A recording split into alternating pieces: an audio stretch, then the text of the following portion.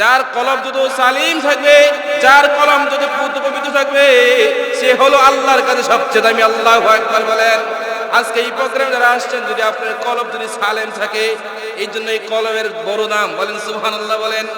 এই বডির ভিতরে আলা ইন্না ফিল জাসাদি মুদগাহ, আলা ইন্না ফিল জাসাদি, রাসূল বলেন এই বডির মধ্যে সবচেয়ে দামি জিনিস হলো কলব। ঠিক না বলেন? এই কলব যদি পবিত্র থাকে, অল বডিরা পবিত্র থাকবে। আল্লাহু আকবার বলেন। এই জন্য একজন মানুষের সবচেয়ে বড় জিনিস হলো তার কলবকে সালিম করা, কলমকে আত্মশুদ্ধি করা। এই জন্য আল্লাহ পাক বলেন কদ আফলাহা মান তাযাক্কা। কোন মানুষ যদি নিজের কলবকে আত্মশুদ্ধি করতে পারে, নিজের কলবকে যদি গুনাহমুক্ত করতে পারে, সে হলো সফল কাম। আল্লাহু আকবার বলেন।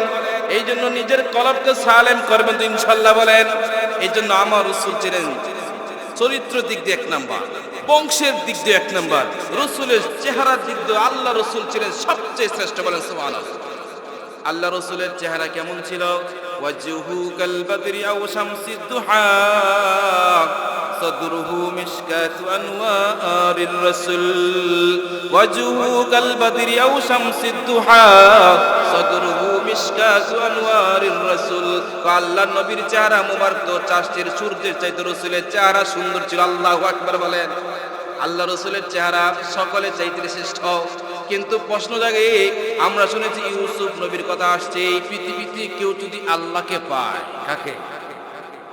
কারো প্রতি যদি আল্লাহ খুশি হয়ে যায়, আসমানের রব জমিনের রব যদি কারো প্রতি সন্তুষ্ট হয়ে যায়, আল্লামা শামসুল হক ফরিদপুরি রহমতুল্লাহ আলাইহি বলেন, যদি কারো রব যদি খুশি হয়ে যায়, হাকিকাতান দুনিয়ার সে কোনো কিছু পায় নাই, ভালো সম্পদ নাই, অর্থ সম্পদ টাকা নাই, কিন্তু আসমানের রব জমিনের রব তার উপর রাজি খুশি হয়ে যায়, সে যেন হাকিকাতান দুনিয়ার সমস্ত রাজত্ব পায় যায়।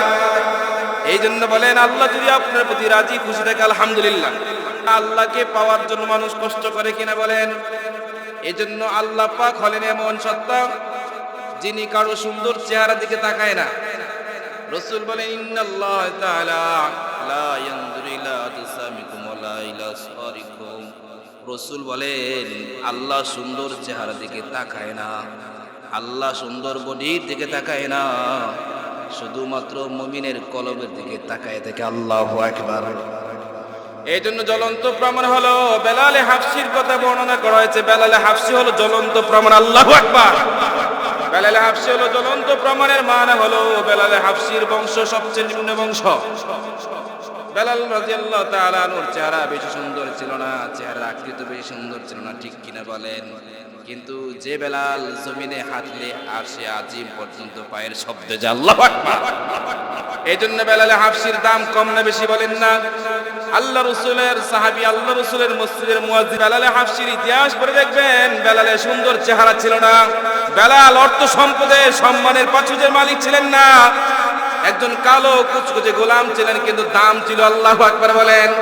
এই জন্য বলেন সুন্দর বডির দাম নাই, সুন্দর চেহারার দাম নাই, সবচেয়ে বড় দাম হলো কলবের দাম। যার কলব যদি সালিম থাকবে, যার কলম যদি পবিত্র থাকবে, সে হলো আল্লাহর কাছে সবচেয়ে দামি। আল্লাহু আকবার বলেন।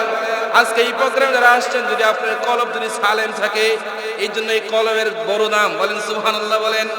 এই বডির ভিতরে আলা ইন্না ফিল জাসাদি মুদগাহ, আলা ইন্না ফিল জাসাদি, রাসূল বলেন এই বডির মধ্যে সবচেয়ে দামি জিনিস হলো কলব। ঠিক না বলেন? এই কলব যদি পবিত্র থাকে, অল বডিরা পবিত্র থাকবে। আল্লাহু আকবার বলেন। এই জন্য একজন মানুষের সবচেয়ে বড় জিনিস হলো তার কলবকে সালিম করা, কলমকে আত্মশুদ্ধি করা। এই জন্য আল্লাহ পাক বলেন কদ আফলাহা মান তাযাক্কা। কোন মানুষ যদি নিজের কলবকে আত্মশুদ্ধি করতে পারে, নিজের কলবকে যদি গুনাহমুক্ত করতে পারে, সে হলো সফল কাম। আল্লাহু আকবার বলেন। এই জন্য নিজের কলবকে সালেম করবেন তো ইনশাআল্লাহ বলেন। এই জন্য আল্লাহর পাকের পরে কার সম্মান বলেন? আল্লাহর পাকের পরে আল্লাহর নবীর সম্মান। এই জন্য আল্লাহ পাক বলে, বন্ধু কেউ যদি আপনাকে অনুসরণ করে, কেউ যদি আপনাকে ভালোবাসে, আমি আল্লাহ তাকে ভালোবাসবো। বলেন সুবহানাল্লাহ। এই জন্য বলা হয়, কেউ যদি আল্লাহকে পেতে চায়, সে যেন রাসূলের অনুসরণ করে, সে যেন রাসূলের ইত্তিবা করে। আল্লাহু আকবার বলেন। আল্লাহ পাক বলেন কুল ইন তুহিব্বুনাল্লাহ। কেউ যদি আল্লাহকে পেতে চায় সেজন্য রাসূলের অনুসরণ বলেন কার অনুসরণ? এই জন্য রাসূলকে ভালোবাসবেন ইনশাআল্লাহ। রাসূলকে কতদিনের জন্য ভালোবাসবেন বলেন তো মরণ পর্যন্ত রাসূলকে ভালোবাসবো, একদিনের জন্য নয়, মরণ পর্যন্ত ইনশাআল্লাহ। এই জন্য বলে রাসূলকে ভালোবাসবো মরণ পর্যন্ত, আল্লাহকে ভালোবাসবো মরণ পর্যন্ত, যতদিন পর্যন্ত এই দেহের ভিতরে প্রাণ থাকবে, এই ভূপৃষ্ঠের মধ্যে যতদিন আমি বেঁচে দিন থাকবো, যতদিন থাকবো আল্লাহ রাসূলের মুহাব্বতটা সকলের চাইতে বেশি থাকবে, ঠিক কিনা বলেন? এই জন্য রাসূল বলেন লা ইউমিনু আহাদুকুম হাত্তা আকুনা হাব্বা ইলাইহি মিন ওয়ালিদিহি ওয়া ওয়ালাদিহি ওয়ান নাসি আজমাইন। আল্লাহ পাক আল্লাহ রাসূল বলেন আল্লাহ রাসূলের ভালোবাসাটা তোমার সন্তান, তোমার ছেলে মেয়ে, তোমার পিতামাতা সকলের চাইতে রাসূলুল্লাহর মুহাব্বত বেশি থাকবে। আল্লাহু আকবার বলেন। এই জন্য বলেন রাসূলকে ভালোবাসবেন ইনশাআল্লাহ, রাসূলকে মুহাব্বত করবেন ইনশাআল্লাহ। রাসূলের সারসংক্ষেপ কথা বলবো, আল্লাহ রাসূলের ওই বর্ণনা আমি কি বলবো, আর রাসূলের শান শৌকত নিয়ে বর্ণনা করা তো কিয়ামত পর্যন্ত আর রাসূলের শান বর্ণনা করে শেষ হবে, ঠিক কিনা বলেন? এক কথাই বলি, আল্লাহ রাসূল যে বংশের মধ্যে জন্ম নিয়েছেন পৃথিবীর মধ্যে সর্বশ্রেষ্ঠ বংশ বলেন সুবহানাল্লাহ, কুরাইশ বংশ বলেন সুবহানাল্লাহ বলেন। ওই আরব দেশ আবার কুরাইশ বংশে হাশমি গোত্রে, ঠিক কিনা বলেন? এই জন্য আল্লাহ রাসূলের বংশ পৃথিবীর সর্বশ্রেষ্ঠ বংশ বলেন সুবহানাল্লাহ। এই জন্য আল্লাহ রাসূলের শান শক্তি নিয়ে কিছু কথা বলতে চাই, শুনবেন ইনশাআল্লাহ? সবাই শুনবেন ইনশাআল্লাহ? সংক্ষিপ্ত সময়ে বলবো ইনশাআল্লাহ বলেন। এই জন্য আল্লাহ পাক রব্বুল আলামিন পৃথিবীতে হাজারো নবী রাসূল প্রেরণ করেছেন। আল্লাহ রাসূল হাজারো নবী আল্লাহ পাক দুনিয়াতে প্রেরণ করেছেন, কিন্তু সকল নবীর চাইতে শ্রেষ্ঠ নবী হলেন আপনার আমার রাসূল বলেন সুবহানাল্লাহ। এজন্য বলা হয় সাইয়্যিদুস সাদাতি ফখরুল আম্বিয়া,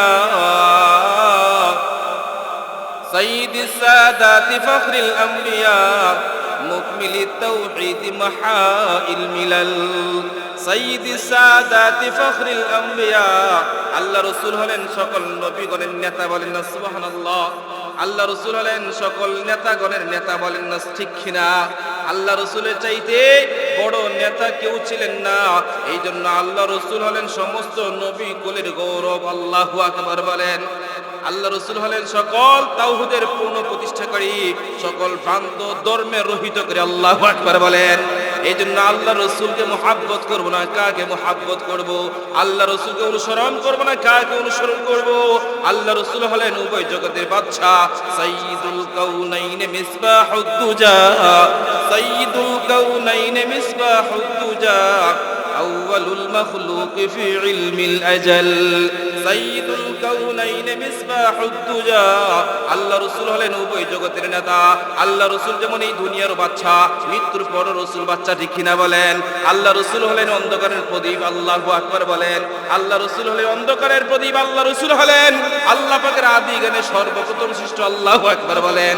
এই জন্য রাসূলকে মুহাব্বত করব না, কাকে মুহাব্বত করব?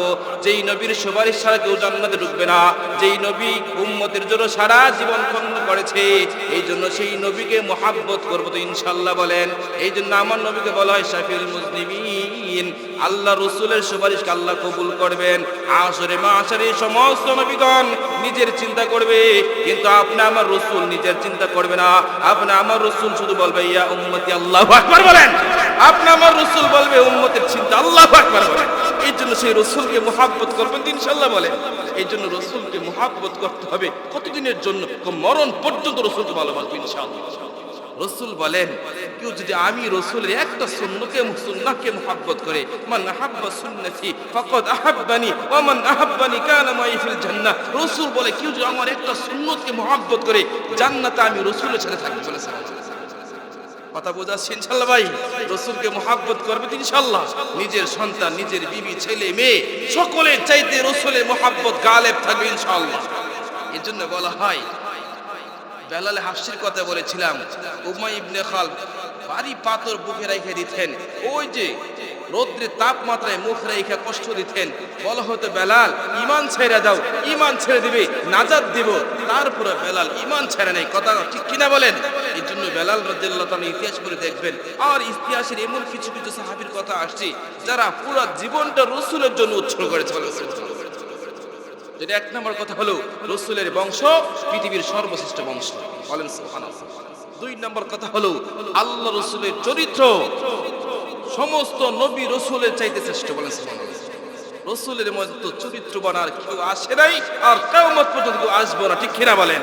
এই জন্য আমার রাসূল ছিলেন চরিত্র দিক দিয়ে এক নাম্বার, বংশের দিক দিয়ে এক নাম্বার, রাসূলের চেহারার দিক দিয়ে আল্লাহ রাসূল ছিলেন সবচেয়ে শ্রেষ্ঠ, বলেন সুবহানাল্লাহ। আল্লাহ রাসূলের চেহারা কেমন ছিল? ওয়াজহু কাল বাদরি আও শামসিদ দুহা সাদরুহু মিশকাতু আনওয়ারির রাসূল। ওয়াজহু কাল বাদরি আও শামসিদ দুহা সাদরুহু মিশকাতু আনওয়ারির রাসূল। আল্লাহর নবীর চেহারা মুবারক তো চাঁদের সূর্যের চাইতে রাসূলের চেহারা সুন্দর ছিল। আল্লাহু আকবার বলেন। আল্লাহ রাসূলের চেহারা সকলের চাইতে শ্রেষ্ঠ। কিন্তু প্রশ্ন জাগে, আমরা শুনেছি ইউসুফ নবীর কথা আসছে, সমস্ত সুন্দরের অর্ধেক সুন্দর আল্লাহ ইউসুফ পয়গম্বরকে দান করেছেন, ঠিক কিনা বলেন? আম্মাজান আয়েশা রাদিয়াল্লাহু তাআলা আনহার কাছে ওই মিশরের কন্যা আয়েশা বলতো, আম্মা জান শুনেছি ইউসুফ পয়গম্বরকে আল্লাহ পাক অর্ধেক সৌন্দর্য দান করেছে। ইউসুফ পয়গম্বরের চেহারা দেখতে গিয়ে মিশরের মেয়েরা ফলের পরিবর্তে হাত কেড়েছে।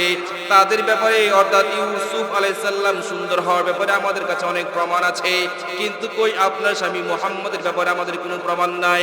অর্থাৎ আল্লাহ রাসূলকে দেখে তো কেউ কোনোদিন হাত কাটে নাই। আম্মাজান আয়েশাকে মিশরের মেয়েরা, মিশরের যুবতী কন্যারা আম্মাজান আয়েশাকে প্রশ্ন করতো, আপনার স্বামী সুন্দর, তাই ইউসুফ নবী সুন্দর, ঠিক কিনা বলেন? আম্মাজান আয়েশা রাদিয়াল্লাহু তাআলা আনহু তীক্ষ্ণ মেধার অধিকারী ছিলেন। আল্লাহ পাক রব্বুল আলামিন আম্মাজান আয়েশাকে মেধা দিয়েছিলেন, মেধা প্রখর মেধা দিয়েছিলেন। আম্মাজান আয়েশা মিশরী মেয়েদের প্রশ্নের জবাব হলো, মিশরের কন্যারা শুনে রাখো, আল্লাহ পাক ইউসুফ পয়গম্বরকে হাসান সুন্দর দান করেছেন, বলেন সুবহানাল্লাহ। আল্লাহ পাক রব্বুল আলামিন ইউসুফ আলাইহিস সালামকে হাসান সুন্দর দান করেছে। আর হাসান সুন্দর বলা হয় যার মাথা থেকে নিয়ে পায়ে তালু পর্যন্ত